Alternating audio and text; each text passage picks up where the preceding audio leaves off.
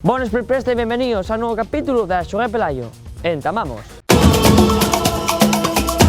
Nesta ocasión vamos a hablar del Club Deportivo Universidad d'Uvieu, equipo fundado en 1961 y que actualmente juega en la Primera Regional de Asturias. La existencia de este club nace en 1960, cuando la Universidad d'Uvieu ganó el Campeonato de España de Universidades. En ese momento decidieron fundar el Club Deportivo Universidad d'Uvieu. El primer éxito deportivo fue en la temporada 1974-1975, cuando el club subiría a la tercera división española, quedando ese mismo año 18º, bajando de categoría. No recuperé en la misma categoría hasta la temporada 1990-1991.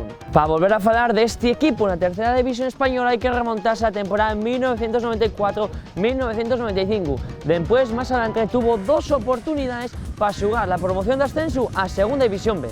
Estas dos promociones de ascenso fueron la temporada 1997-1998 y 1999-2000. Y ya como reciente éxito histórico, en la temporada 2012-2013 disputó la última promoción de ascenso a la Segunda División B y, como en las anteriores etapas, sin éxito alguno. El Sofeu y el Estadio Universitario San Gregorio, con capacidad para 3.500 espectadores. Y hasta aquí un nuevo vídeo en Prepresta hablando de fútbol asturiano. Vémonos la próxima semana.